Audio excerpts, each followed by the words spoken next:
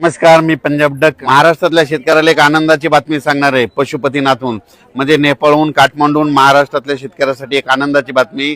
महाराष्ट्रामध्ये सांगायचं झालं तर म्हणजे केरळमध्ये जवळपास 30 आणि 1 तारखेला मान्सून तिथं दस्तक देणार आहे. म्हणून सर्वप्रथम महाराष्ट्रातल्या शेतकऱ्यासाठी आनंदाची बातमी. 30-31 तारखेला म्हणजे आपल्या केरळमध्ये मान्सून दाखल होणार आहे आणि तिथून ते 5-6 दिवसात येणार आहे. म्हणून शेतकऱ्याला सांगू इच्छितो, आजच्या फक्त 13 दिवसात पाऊस येण्यासाठी राहिले तर म्हणून तुम्ही शेतीचे कामे करून घ्या. 30 आणि 31 तारखेला मात्र केरळमध्ये मान्सून येईल. तिथून ते 5 ते 7 दिवसांमध्ये 7 जूनच्या दरम्यान महाराष्ट्रामध्ये देखील पाऊस येऊ शकतो.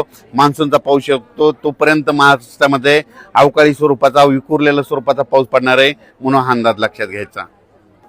काल मी म्हटलं होतं ना, काल पश्चिम महाराष्ट्राकडे पाऊस होईल, तर आज देखील महाराष्ट्रामध्ये पश्चिम महाराष्ट्र मराठवाड्यात काही काही भागामध्ये मान्सून पूर्व अवकाळी पाऊस पडणार आहे.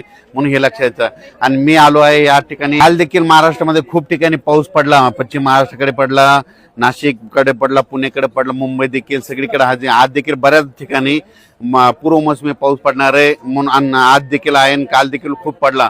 म्हणून शेतकऱ्याला सांगू इच्छितो की आणखीन ह्यामध्ये 5-6 दिवसमध्ये असाच विखुरलेल्या स्वरूपाचा अवकाळी पाऊस विखुरलेल्या स्वरूपाचा पडणार आहे. पण सर्वप्रथम शेतकऱ्यासाठी आनंदाची बातमी. मात्र 30 आणि 31 तारखेला मात्र अंदमान आपलं केरळला मान्सून दाखल होणार आहे आणि तिथून ते लगेच फास्ट प्रवास करत करत महाराष्ट्राकडे येणार आहे. म्हणून हा सर्वप्रथम महाराष्ट्रातल्या शेतकऱ्यासाठी आनंदाची बातमी. धन्यवाद. आणि हे जे मी जे आलो ते पशुपतीनाथ हे म्हणजे देवस्थान आहे. या ठिकाणचं विशेष म्हणजे असं आहे की केदारनाथचं जर दर्शन घेतल्याच्या नंतर या ठिकाणचं दर्शन घेतलं तरच ते साध्य होतं, सफल होतं. म्हणून या ठिकाणी दर्शनाला यावंच लागतं.